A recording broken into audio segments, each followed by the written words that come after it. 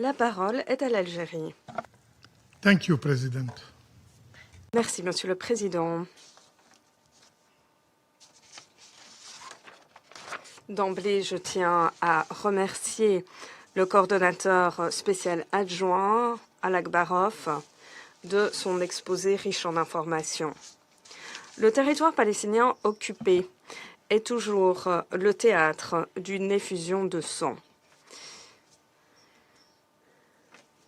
En ces 40 jours depuis que le cessez-le-feu a été décrété et en violation flagrante de l'accord, Israël a tué plus de 310 Palestiniens, parmi lesquels de nombreuses femmes et enfants. L'Algérie condamne fermement ces attaques brutales et persistantes. Du Liban à la Syrie, en passant par Gaza et la Cisjordanie, Israël foule aux pieds les accords et méprise les médiateurs et les garants. L'expérience de la résolution 2735 est toujours bien présente dans nos esprits. Contrairement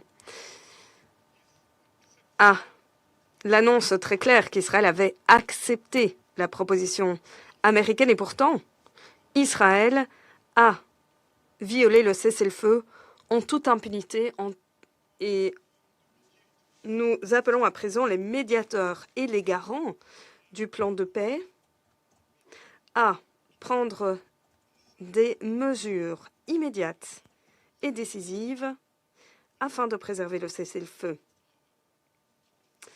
et de demander à la puissance occupante d'honorer ses engagements. Monsieur le Président, la population gazaoui vit un cauchemar dans le sillage d'une guerre ayant fait plus de 70 000 morts parmi les Palestiniens. Les rescapés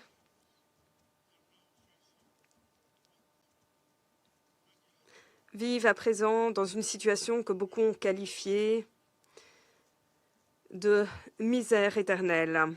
Alors qu'un hiver rude approche à grands pas, des centaines de milliers d'entre eux sont sans abri, se retrouvent dans des tentes précaires, surpeuplées, leurs effets personnels trempés, leurs enfants frissonnent de froid et dorment à même le sol. L'aide humanitaire qui devait être acheminée sans entrave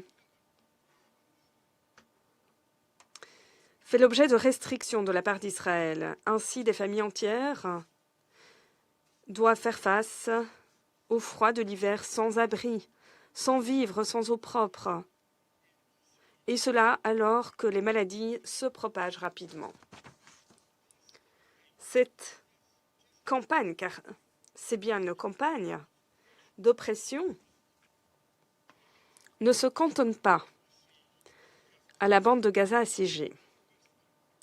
En Cisjordanie, la situation est tout aussi grave.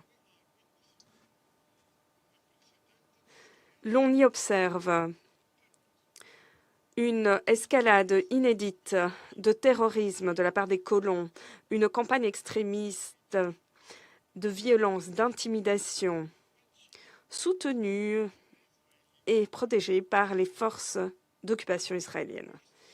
Ces colons extrémistes incendient des foyers, des mosquées, des champs d'oliviers. Ils sèment la terreur auprès des populations locales. Ils confisquent des terres à un taux alarmant.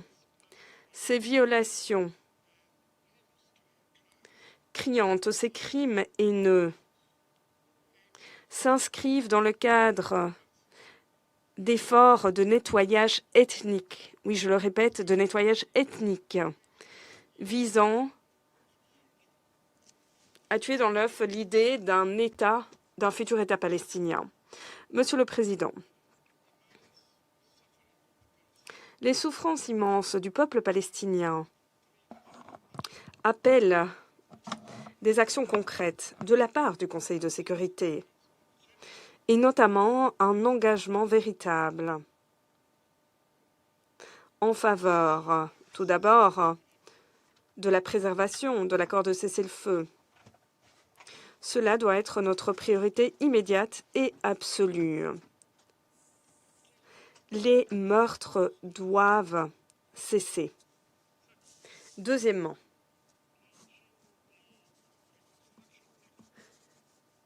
relancer les efforts de construction.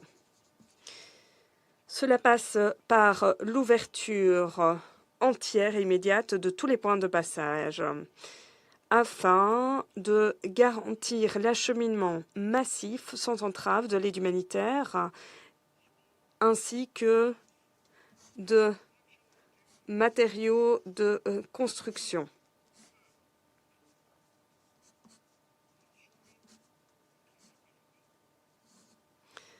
Garantir que des comptes soient rendus.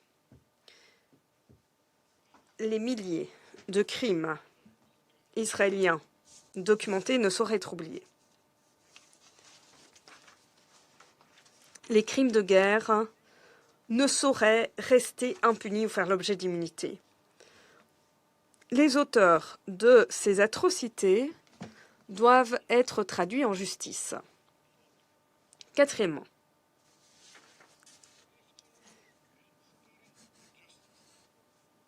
rectifier l'injustice historique. Cela ne sera possible qu'en mettant un terme à l'occupation et qu'en permettant au peuple palestinien d'exercer son droit inaliénable à l'autodétermination et à la création d'un État palestinien indépendant, avec Al-Quds al-Sharif comme capitale. En guise de conclusion, Monsieur le Président, que les choses soient claires. Les sacrifices immenses consentis par le peuple palestinien nous confèrent une responsabilité historique à nous tous et toutes ici au Conseil de sécurité. Nous devons veiller à ce que justice soit rendue pour ces Palestiniens, car ce n'est qu'ainsi que l'on peut nourrir l'espoir de faire advenir une paix véritable et pérenne au Moyen-Orient. Je vous remercie. Je remercie le représentant de l'Algérie.